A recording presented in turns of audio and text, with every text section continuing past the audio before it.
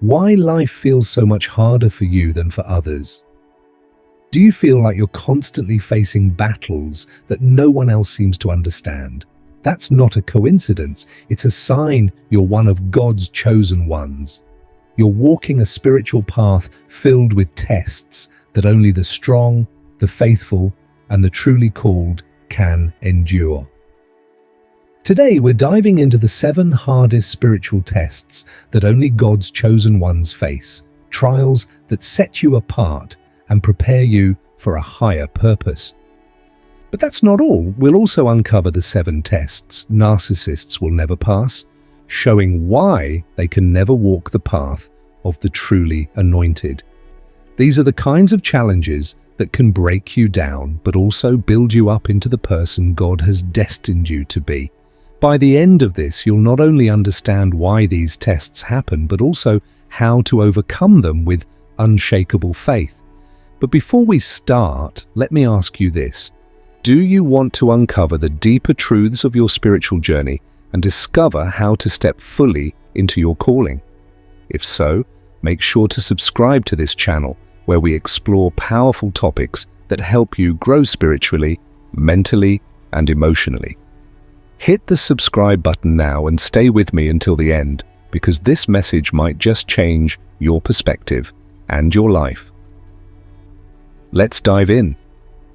Isolation and loneliness are often the first signs that someone is being prepared for something greater. When you are chosen by God, your path becomes different from the people around you.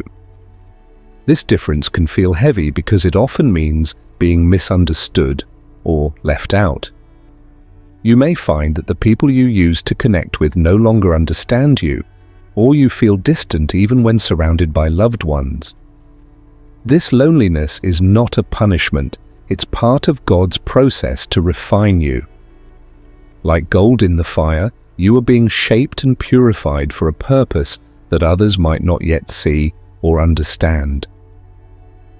During these moments, God separates you from distractions, noise, and sometimes even people you thought would be with you forever. It's a time when He calls you closer, teaching you to rely on Him fully. This season of being set apart can feel painful. You might question why others seem to enjoy normal lives while you face constant challenges, but remember, those who are chosen often walk a harder road because they are being prepared for greater responsibilities.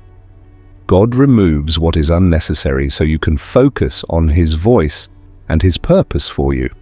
Think of it this way. An eagle teaches its young to fly by pushing them out of the nest. It feels terrifying for the eaglet, but the process is necessary for it to soar. In the same way, God pushes you into seasons of isolation to help you grow stronger, braver, and closer to Him. If you feel this way now, know that it's not forever. There is a plan behind your isolation, a purpose greater than you can imagine. Stay with me as we explore more about these spiritual tests. You'll soon see how they shape the chosen for extraordinary things. There are times when the world feels quiet, and so does heaven. You pray, you cry out to God, but it seems like there's no response. These moments can feel frustrating and even heartbreaking, but for God's chosen ones, they are a test of unwavering faith. Silence from God doesn't mean He's absent. Instead, it's a chance for you to trust in His plan, even when you can't see or hear it. Think of it as planting a seed. Once the seed is in the ground, you can't see what's happening beneath the surface, but with time, water, and care, it grows into something beautiful. God's silence works in a similar way. He is preparing something in the unseen, and your faith is the water that keeps it growing. During these seasons, doubts can creep in. You might wonder if God hears you or if your prayers are in vain, but this is where the test comes in. Will you trust God even when you can't feel His presence? Will you believe in His promises even when there's no visible sign? Chosen ones often experience these silent seasons because their faith needs to be deeper than circumstances. It's not about what you see, but about what you know. You know that God is good. You know He has a plan. and you know he never leaves his people. This silence is not meant to break you, but to build a stronger, unshakable connection with God. It's in the quiet that you learn patience, perseverance, and the power of trusting God's timing. Betrayal is one of the most painful experiences anyone can face, and it cuts even deeper when it comes from those closest to you, friends, family, or people you trust. For God's chosen ones, betrayal is more than just an emotional wound. It's a spiritual test designed to sharpen your discernment and build resilience. When someone stay with me as we explore more of these tests, and you'll discover how each one is designed to prepare you for your calling. The silence isn't the end of the story, it's the beginning of something greater. Betrays you, it feels like the ground beneath you has shifted. You start questioning everything, your choices, your relationships, and sometimes even yourself. But betrayal, as painful as it is, serves a greater purpose in the lives of the chosen. It opens your eyes to people's true intentions and helps you see who is meant to walk with you and who is not. Think of Joseph in the Bible, betrayed by his own brothers and sold into slavery. That betrayal was devastating, but it was also part of God's plan to position him for greatness. Like Joseph, your betrayals are not the end. They are a step toward your destiny. They teach you to trust God more than people and to rely on his guidance in all things. Through betrayal, you also develop spiritual resilience. It's not easy to forgive those who have hurt you, but forgiveness is a powerful act of faith. It releases you from the chains of bitterness and allows God to work in your heart. Betrayal teaches you to let go of the need for revenge or approval and to focus instead on your higher purpose. This test is not meant to break you, but to prepare you. It refines your character, strengthens your faith, and helps you grow in wisdom. Stay with me as we uncover more about these spiritual tests. You'll see how even the hardest trials are shaping you into the person God has called you to be. For God's chosen ones, life often comes with a unique and heavy burden, the responsibility of caring for others. This responsibility goes beyond the usual roles of family, work, or community. It's a deeper sense of duty to guide, protect, and uplift those around you, even when the weight feels overwhelming. This burden isn't accidental. It's part of God's plan to shape you into a leader and a source of strength for others. However, it can also feel exhausting. You might often wonder, why do I have to carry so much while others seem free of these challenges? That feeling of being weighed down is a sign of your calling. It means you've been trusted with something significant. In these moments, the burden can feel like too much to handle. But here's the key: you were never meant to carry it alone. God doesn't ask you to bear responsibility in your own strength. He asks you to lean on Him, to trust Him, to give you the energy, wisdom, and patience you need. Think of Moses leading the Israelites through the wilderness. It wasn't easy, and he often felt overwhelmed by the weight of guiding so many people. But every step of the way, God provided him with what he needed, whether it was guidance, strength, or help from others. Carrying this weight also teaches you to grow in compassion and humility. You learn to see the struggles of others and to serve them selflessly, even when it's hard. It's through this service that your character is refined and your spiritual muscles are strengthened. This responsibility isn't just a burden, it's also a blessing. It's proof that God sees you as capable and trustworthy. Stay with me as we explore more tests that refine the chosen, and you'll discover how each challenge is preparing you for your divine purpose. For God's chosen ones, temptations are not just ordinary distractions, they're targeted attacks meant to pull you away from your purpose. The enemy knows the power and potential you carry, so he works tirelessly to tempt you with things that seem appealing but lead you away from God's path. These temptations can come in many forms. Sometimes it's the lure of material wealth, success, or recognition. Other times, it's the pull of unhealthy relationships, harmful habits, or shortcuts that seem easier than walking the narrow road. The enemy designs these traps to test your loyalty, hoping you'll trade your calling for temporary satisfaction. Resisting these temptations isn't easy. They often strike when you're at your weakest, when you're tired, stressed, or feeling distant from God. But this is where your strength as a chosen one comes into play. Overcoming temptation requires you to focus on God's promises rather than the temporary pleasures the world offers. Jesus himself faced relentless temptations during his time on earth, most famously in the wilderness. After fasting for 40 days, the enemy tempted him with food, power, and glory. But Jesus resisted by relying on God's word and staying rooted in his mission.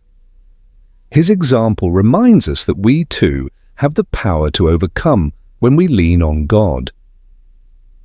Each time you resist temptation, you grow stronger in your faith and character.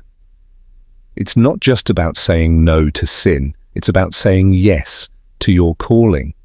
These moments refine you, proving your commitment to God and preparing you for the greater tasks ahead. Stay with me as we dive deeper into these spiritual tests. You'll see how each trial, even the hardest ones, is shaping you into the person God created you to be. Every victory over temptation brings you closer to fulfilling your divine purpose. For God's chosen ones, mockery and misunderstanding are almost guaranteed. When you walk a path guided by faith and spiritual purpose, it often sets you apart from others. Your beliefs, values, and insights may seem strange or even foolish to people who don't understand the depth of your calling. Being mocked is never easy. It stings when people dismiss your faith or ridicule your efforts to live in alignment with God's will. Whether it's your family, friends, or even strangers, their words can feel isolating and discouraging. Yet this painful experience is not without purpose. It's a refining fire that strengthens your spirit and your resolve. Remember, many of the great spiritual leaders throughout history faced mockery. Noah was ridiculed for building an ark when there wasn't a drop of rain in sight. Jesus himself was mocked and misunderstood by those who couldn't see the truth of his mission. If these chosen ones endured such trials, know that you are walking in powerful company.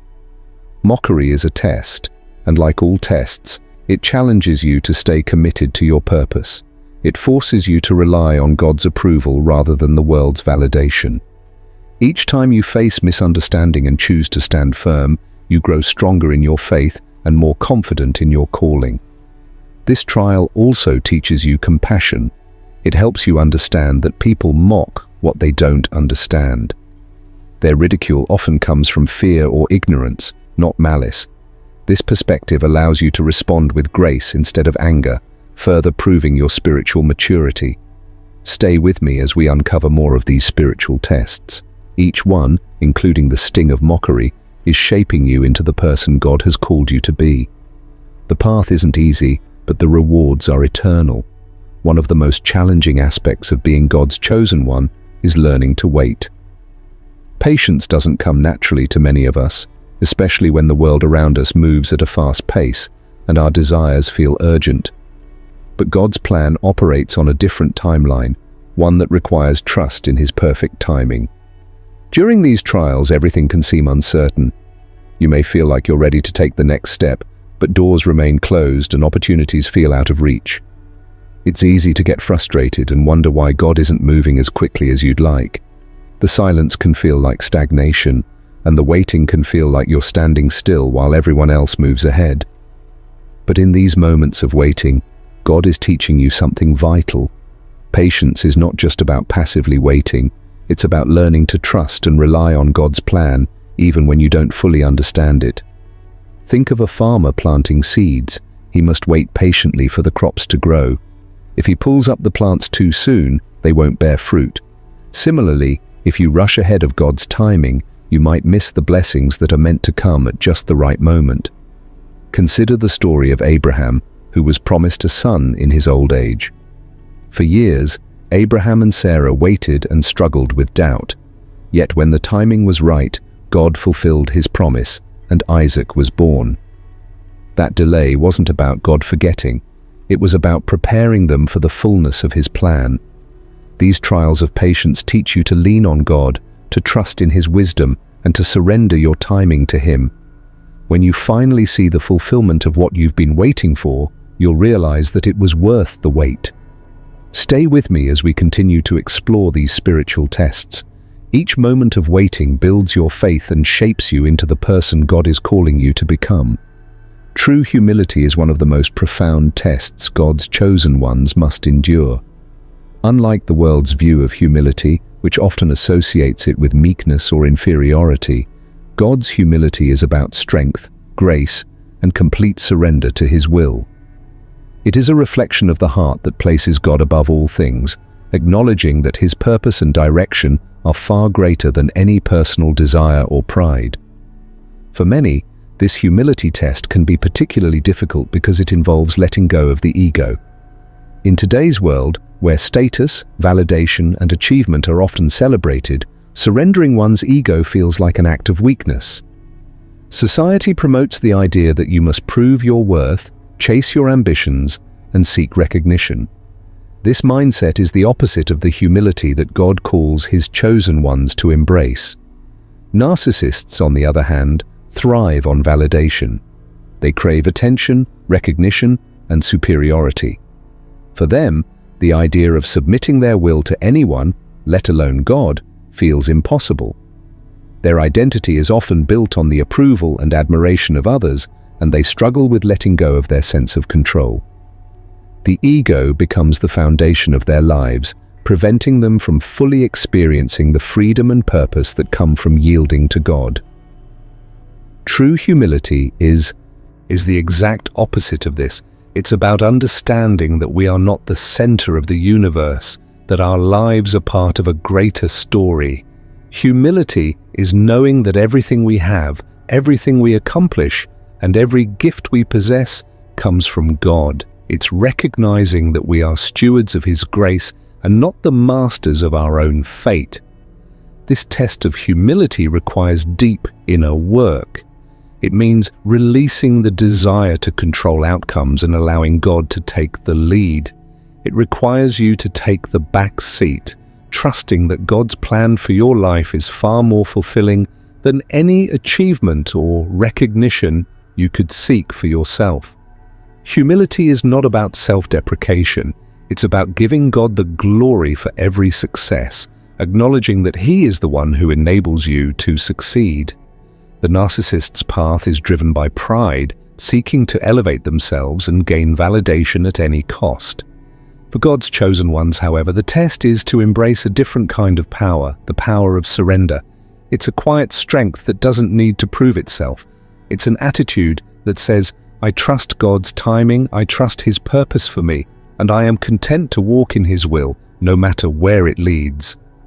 The beauty of this humility test is that it leads to true freedom.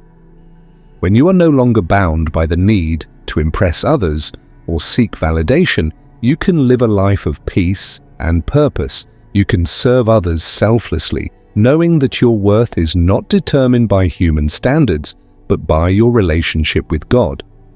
As you walk through this test, remember that humility doesn't mean thinking less of yourself. It means thinking of yourself less. It means recognizing that your worth comes from being a child of God, not from anything you do or achieve. And as you surrender your ego and align your will with his, you'll discover a deeper sense of purpose and joy than anything the world could ever offer.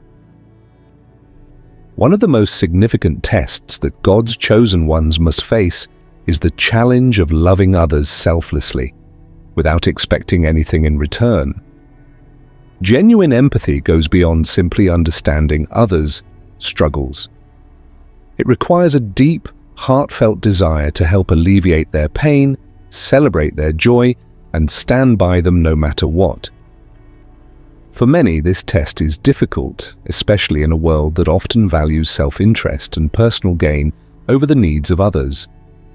But for God's chosen ones, empathy becomes a cornerstone of spiritual growth. Narcissists, by contrast, struggle deeply with this concept of empathy. Their world revolves around themselves, and they are often blind to the emotions, needs, and pain of others. Their ability to connect with others in a truly meaningful way is hindered by their own need for validation and superiority.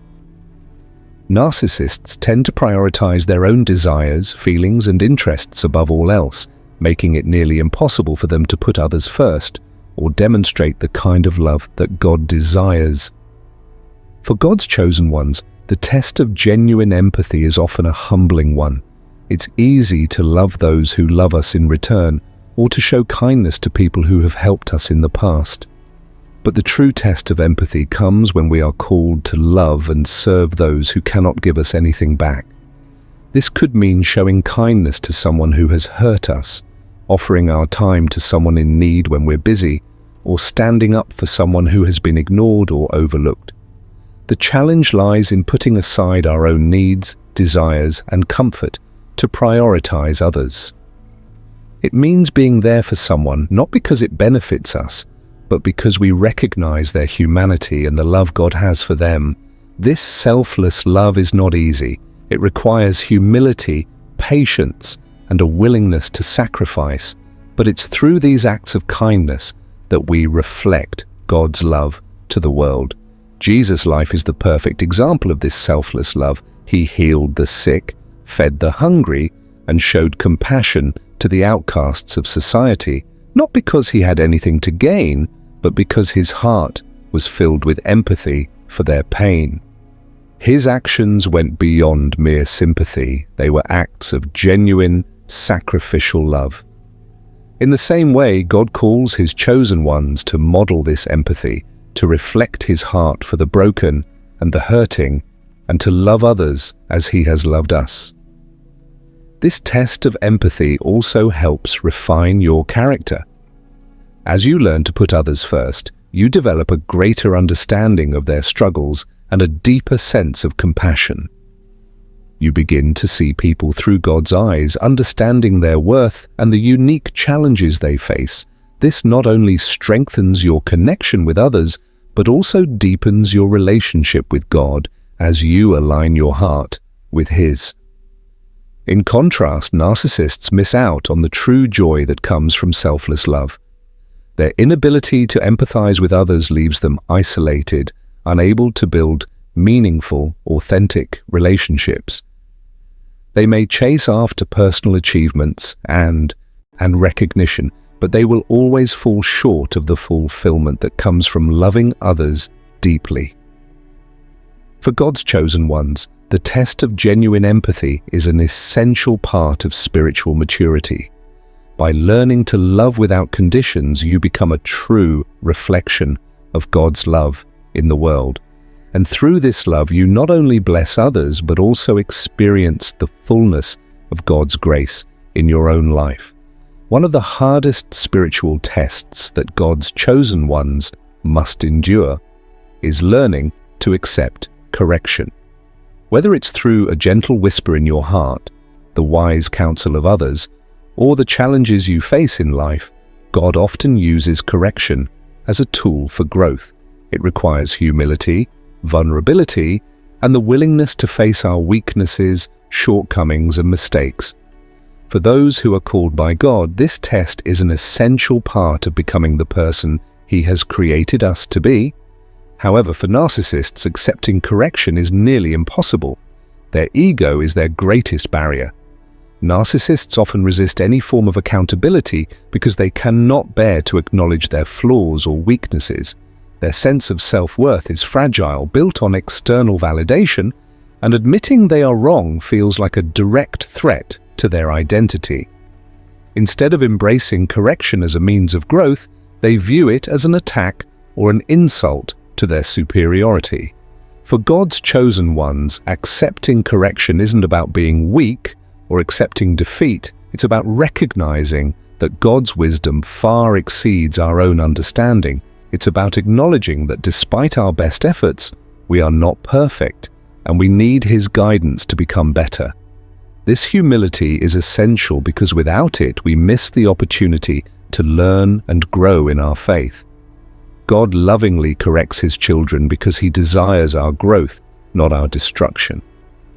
His correction is always with purpose, meant to refine us and bring us closer to Him.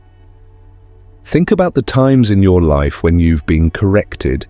Maybe you made a mistake and someone pointed it out. Initially, it might have stung, it might have felt uncomfortable or even unfair. But over time, you realize that the correction helped you learn, improve, and avoid making the same mistake again. The same principle applies to spiritual correction. God's correction may not always feel easy or comfortable, but it is always necessary for our spiritual maturity. When God corrects you, He isn't condemning you, He is refining you. Just as a goldsmith refines gold by heating it and removing the impurities, God uses correction to remove the impurities in our hearts and minds. It might be a lesson in patience, kindness, or obedience, but every correction is an opportunity to become more Christ-like. Narcissists, however, miss out on this refining process. Because they cannot accept correction, they remain stagnant in their growth. Their resistance to accountability keeps them locked in a cycle of pride and self-deception. They continue to chase validation and praise without ever allowing themselves to be transformed. For the chosen ones, accepting correction is a sign of spiritual maturity.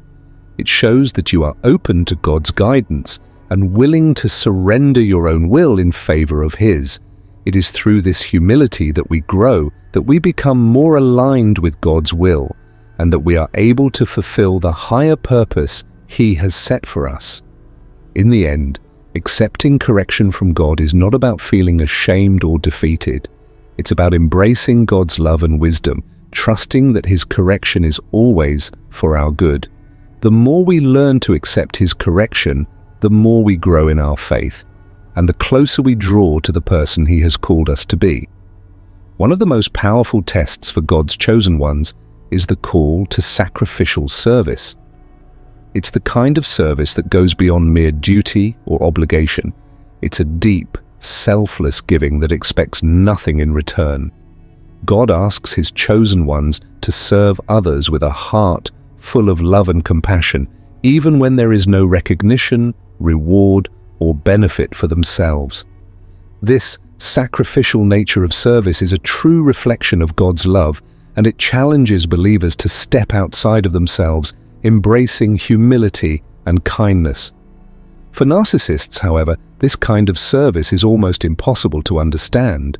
Narcissists are driven by self-interest, constantly seeking validation, praise, and recognition for their actions. Every act they perform, no matter how generous it may appear on the surface, is often tied to a desire for acknowledgement or some form of gain. They struggle to give without expecting something in return because their sense of worth is tied to their external image and how others perceive them. Sacrificial service, on the other hand, requires the chosen ones to give selflessly, often at a personal cost. It's about putting others' needs above one's own, even when it feels inconvenient, uncomfortable, or challenging. Whether it's helping a neighbor in need, supporting a friend going through a difficult time, or serving in the community without expecting recognition, God's chosen ones are called to be like Jesus, who washed the feet of His disciples, showed compassion to the outcasts, and gave His very life for the salvation of others. This test of sacrificial service refines the heart. It teaches God's chosen ones to let go of selfish desires and embrace the heart of a servant. It's not about counting the cost, but about giving freely because God's love compels them.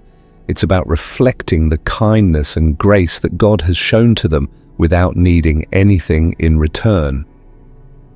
In the world we live in, where people often focus on what they can gain, the idea of giving without expectation can feel counterintuitive.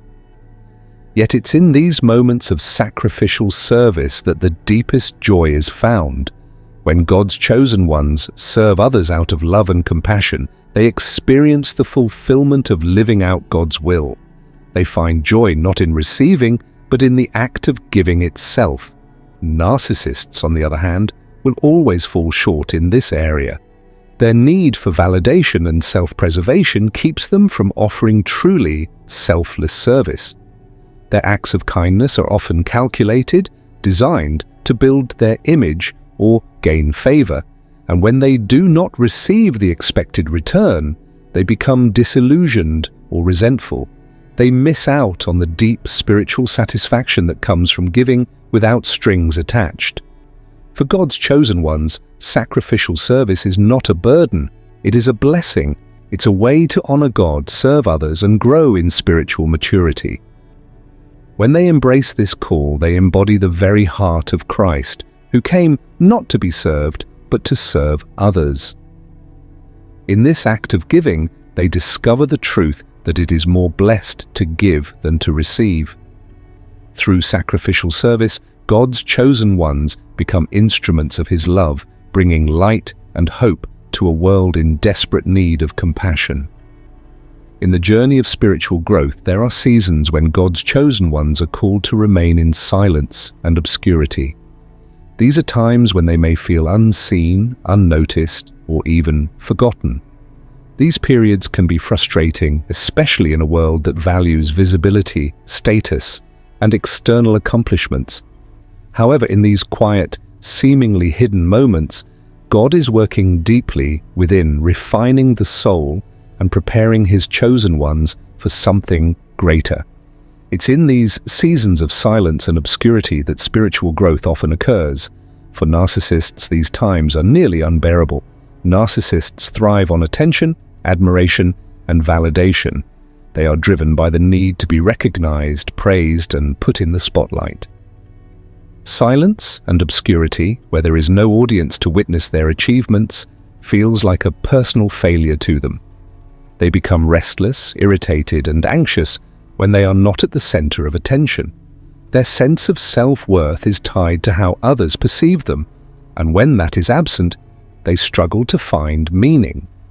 God's chosen ones, however, understand that spiritual growth doesn't always happen in the spotlight.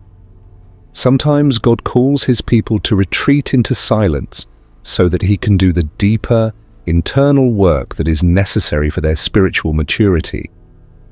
During these periods, there is no applause, no outward recognition, just the quiet stillness of God's presence.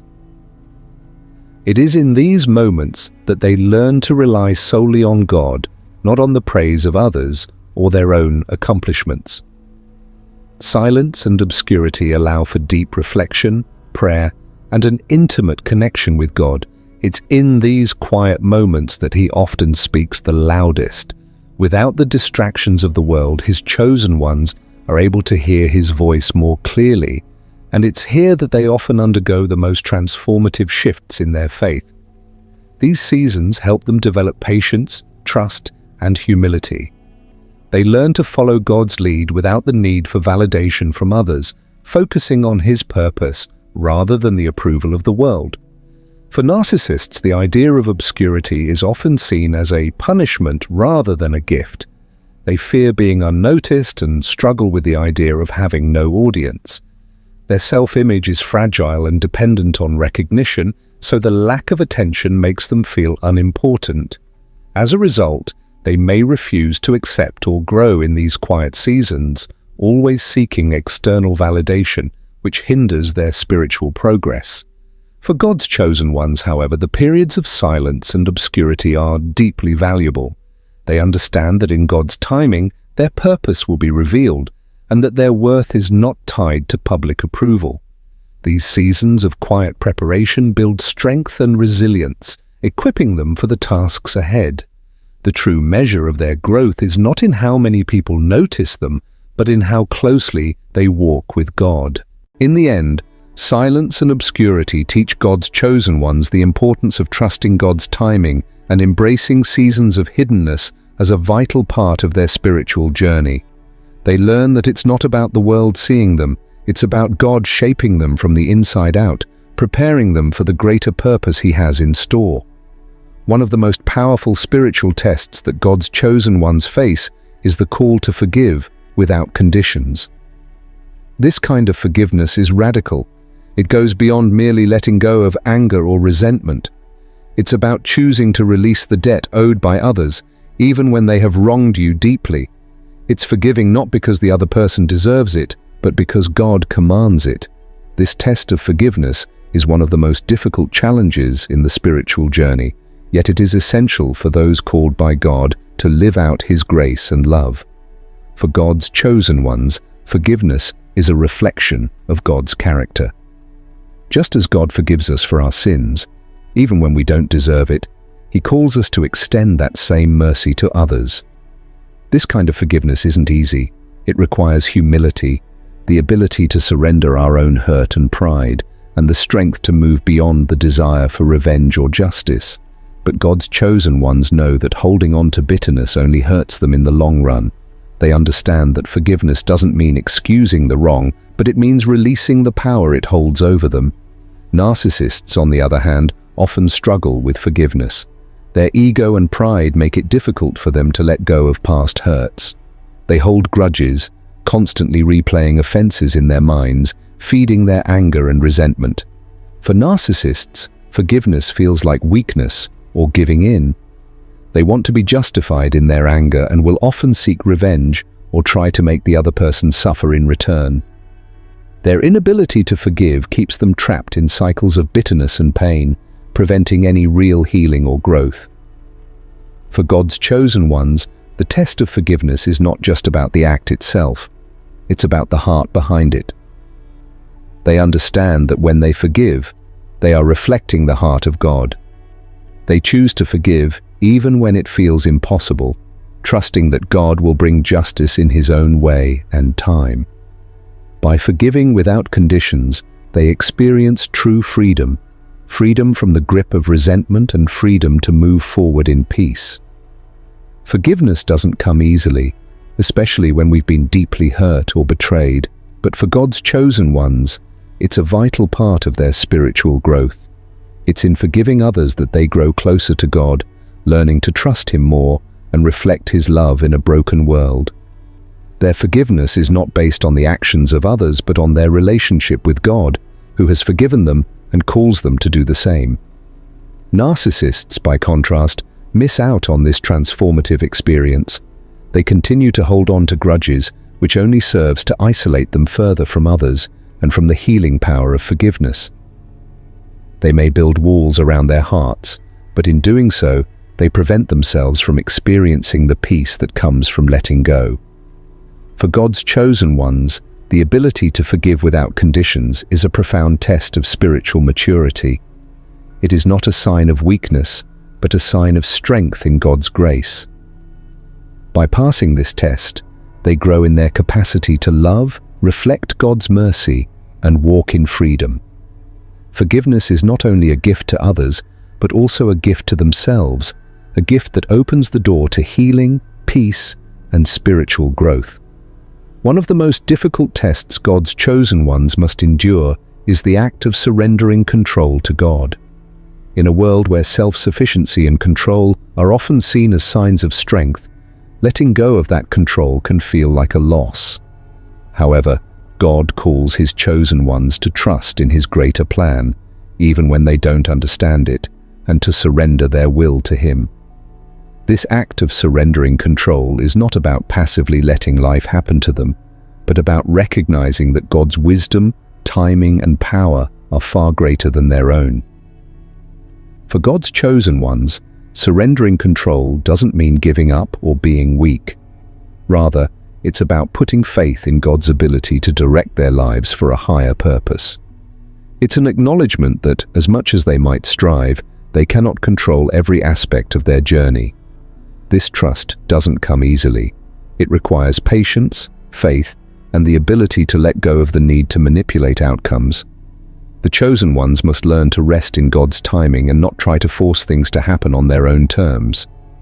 Narcissists, however, struggle with the concept of surrender. They thrive on control, constantly seeking to dominate their circumstances, relationships, and even the way they are perceived by others. To a narcissist, control equals power.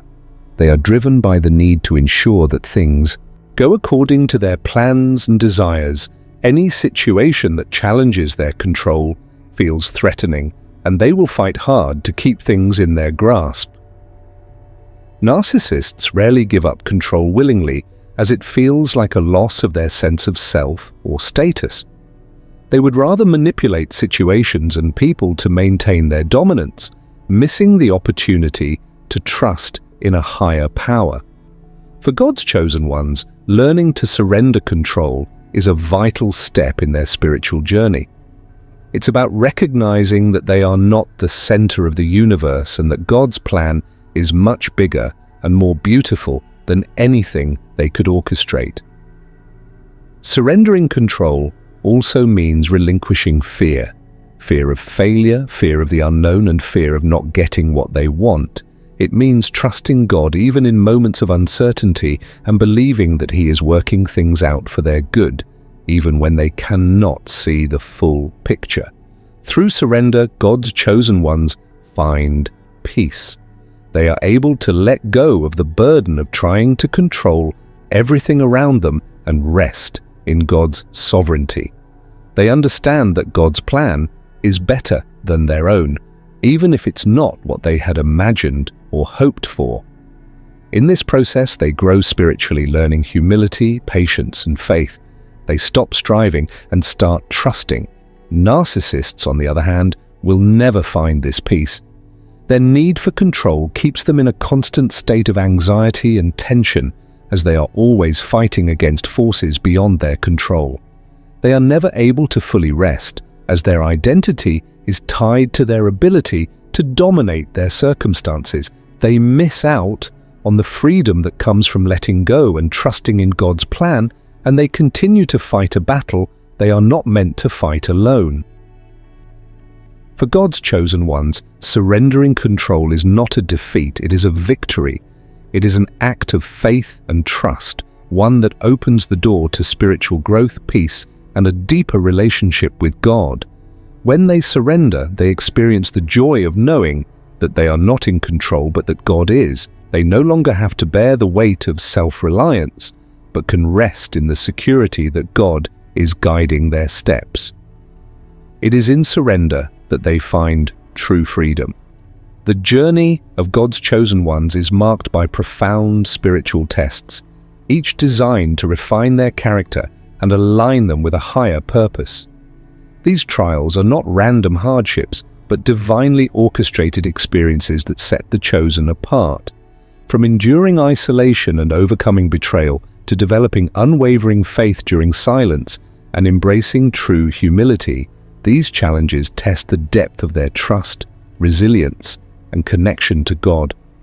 One of the most striking aspects of these tests is their exclusivity to the chosen ones. For example, the test of sacrificial service requires selflessness and a heart that gives without expecting anything in return, an act of pure obedience and love.